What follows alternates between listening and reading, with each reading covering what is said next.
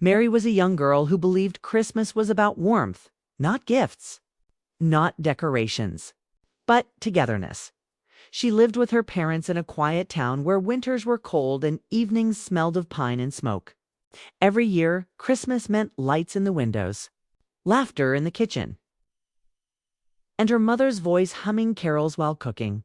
At least that was how it used to be. Mary was gentle, thoughtful, and often lost in her own imagination. She wasn't perfect, but she tried hard to please her parents. She helped around the house.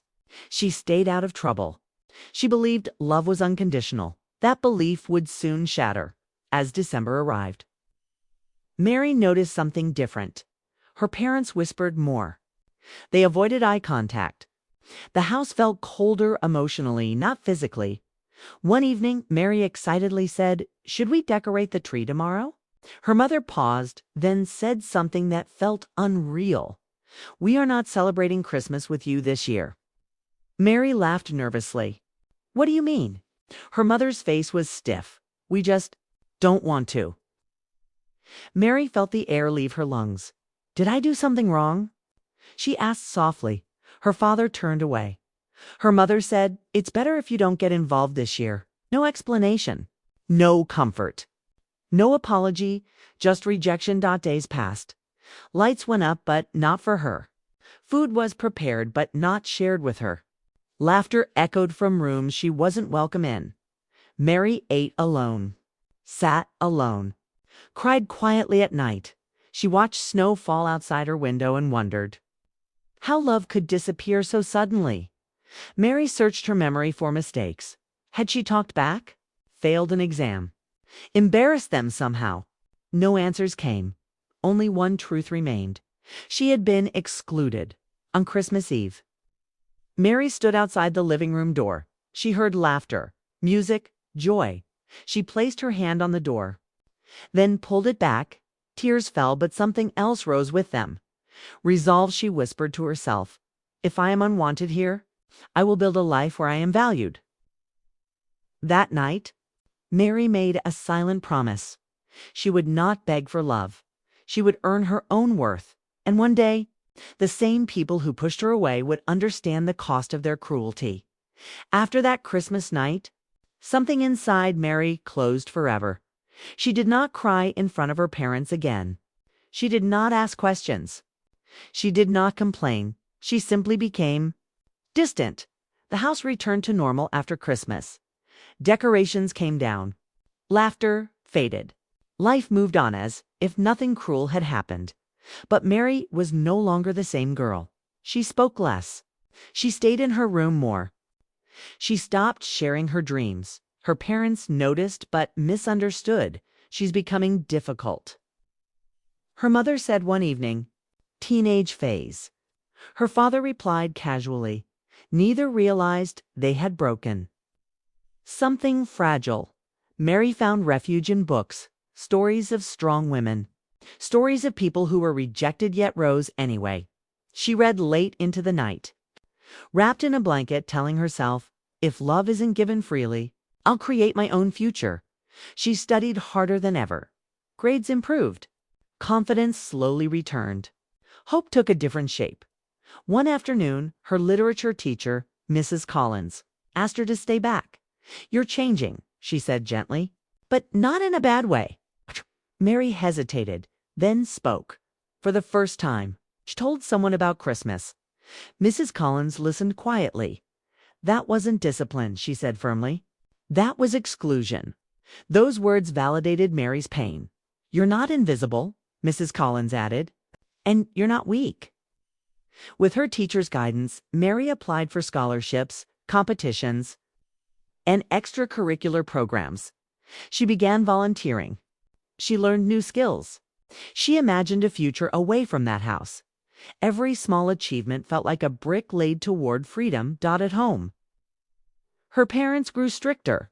"Why are you always busy? Why don't you spend time with us?" Mary smiled politely.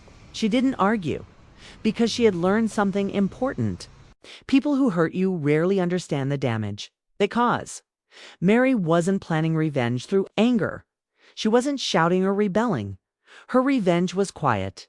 It looked like discipline. It looked like growth. It looked like becoming someone they would one day regret pushing away. And that day was closer than they realized. The acceptance letter arrived on a quiet morning. Mary stared at it for a long time before opening it, as if afraid it might disappear. She had been awarded a full scholarship to a college in another city. Her hands trembled. This was it. Freedom. Mary told her parents calmly. I'm moving out for college next month. Her mother looked surprised. Her father frowned. So soon? He asked. Mary nodded. No anger. No tears. Just certainty. Her mother forced a smile. That's good for you. Mary packed quietly. No farewell dinner. No emotional speeches. She left the house the same way she had lived there for years. Noticed. The city was overwhelming at first. Loud, busy, unforgiving. But it was also full of possibility. Mary worked part-time, studied relentlessly, and slowly built a life that felt like her own. She made friends who listened, mentors who supported her, a community that saw her value for the first time. She felt included. Mary's hard work didn't go unnoticed. She won academic awards. She spoke at student events. She became a leader. Her name began appearing online. Articles, photos, recognition. One day, her mother stumbled upon an interview Mary had given. That's our daughter, she whispered, top pride mixed with confusion. When did this happen? Her parents tried calling more often. Mary answered, but politely. Short conversations. No warmth. Her mother asked once, why don't you come home for Christmas? Mary paused. I already have plans, she said softly. The silence on the other end was heavy. That Christmas her parents celebrated alone. No laughter. No excitement. Only the echo of what they had once taken away. They finally understood.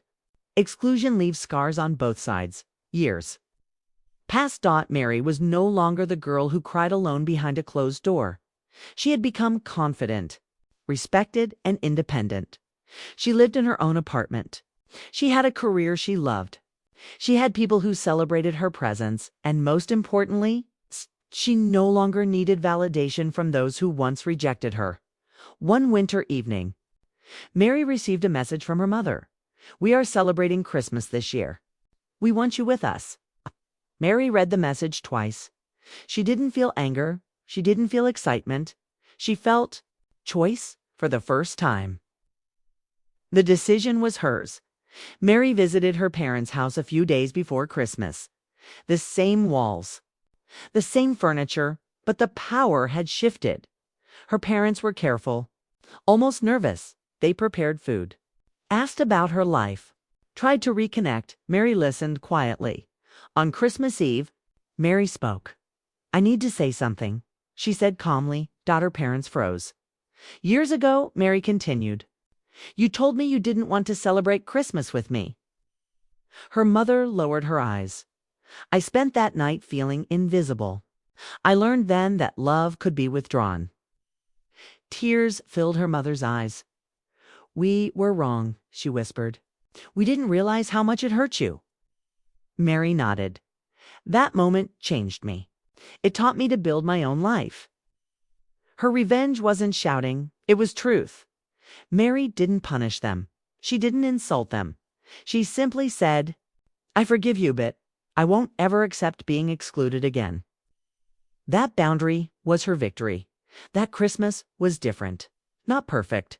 Not magical. But honest. Mary left early that night, not out of pain, but out of strength. She returned to her own home, decorated with lights she had chosen herself. She smiled. This time, Christmas belonged to her. Forgiveness does not mean forgetting boundaries.